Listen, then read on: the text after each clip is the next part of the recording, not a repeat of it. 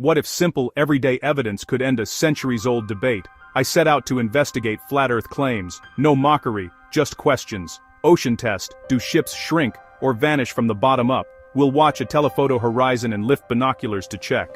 Shadows. Eratosthenes. 2 sticks, same time, different cities.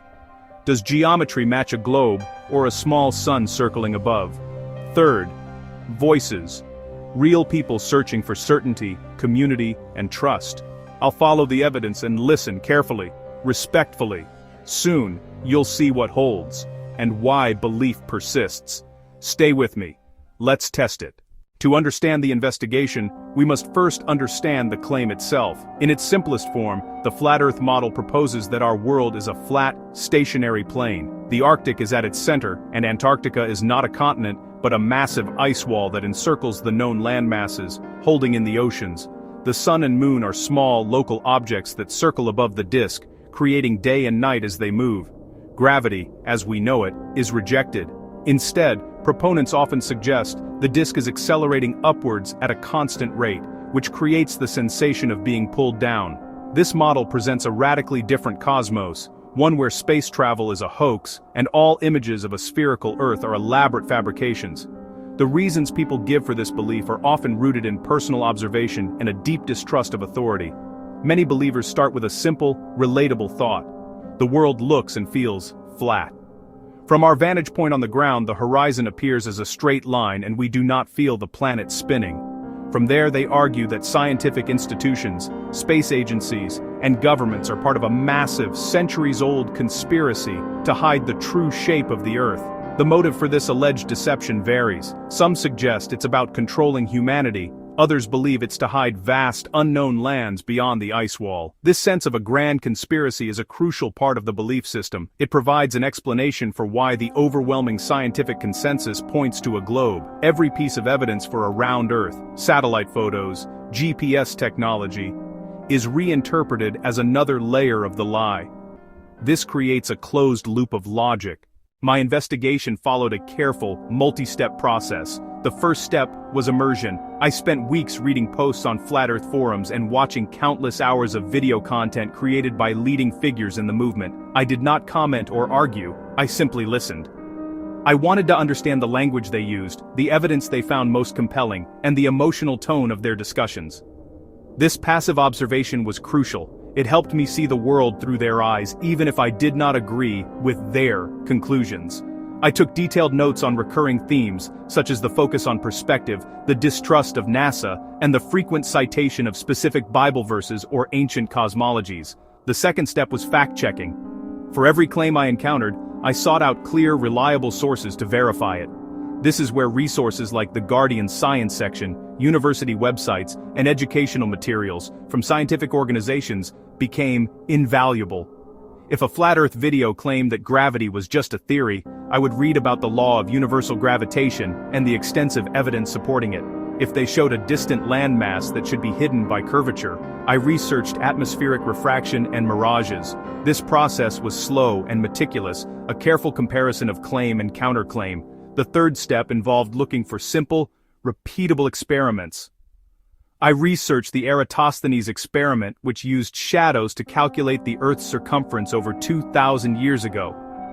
I studied ships disappearing hull first, looked at how time zones work, and how constellations change with latitude on a spinning globe. I gathered stock footage to show rather than just tell.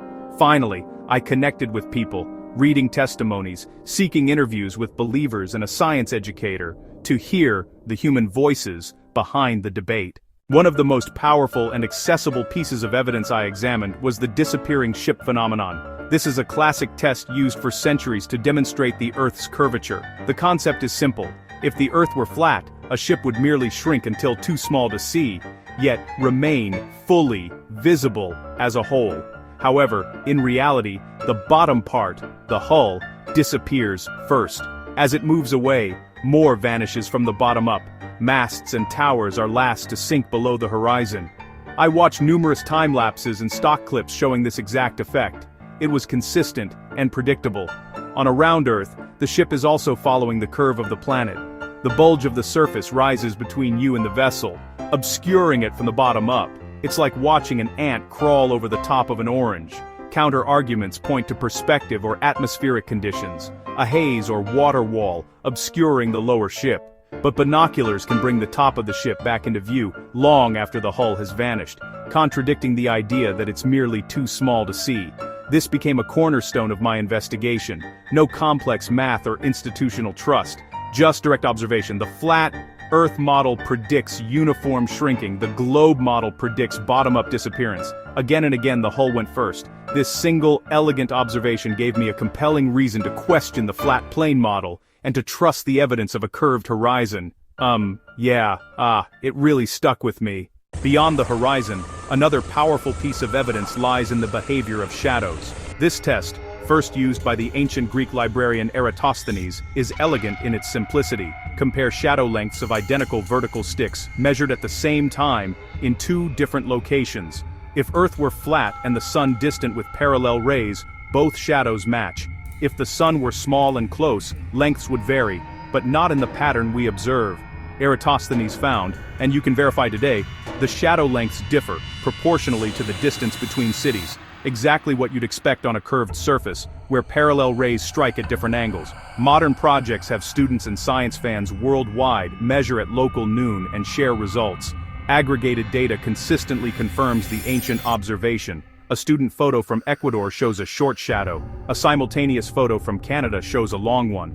Round Earth principles aren't hidden in labs, they're visible in our backyards. To explain shadows, flat models need a very small, close sun circling above, yet that would make the sun's apparent size change dramatically through the day. We don't observe that at. A simple globe with a large, distant sun explains shadow angles, the sun's constant apparent size, and the seasons, cleanly, all at once. The evidence from shadows is a quiet, powerful testament to Earth's true shape. Obis, try. It's no one NASA neat experiment, really. Throughout my investigation, I kept returning to the people. One man wrote, "I don't trust what they tell me anymore. I've been lied to about money, about health, about politics. Why should I trust them about the shape of the Earth? I want to test it myself." A young woman wrote, "BDL Beard Stanson Beer Stow." For the first time I feel like I am awake when others are asleep. I found a community who ask questions and aren't afraid to be different. We support each other. For many, the appeal is identity and community, a feeling of being special and enlightened. A high school physics teacher told me, "Science is a way to test ideas. We don't ask people to believe us blindly. We invite them to look at the evidence." The round Earth model explains sunsets, time zones, and the stars. We can make a new test if needed. The goal isn't to win an argument, but to share the joy of figuring things out together. He emphasized patience and respect, seeing an educational opportunity, not a battle. As I reached the end, what shocked me wasn't ice walls, tiny suns, doctored photos, or flawed experiments. It was how deeply human the phenomenon is. I expected villains or fools. Instead, I found ordinary people, lonely, feeling powerless, hurt by the system, genuinely searching for truth. For many, it isn't about Earth's shape, it's a crisis of trust and a deep need for community. Evidence for a globe is overwhelming, but how we share that truth matters. Ask gentle questions. Focus on shared observations. Build bridges of trust.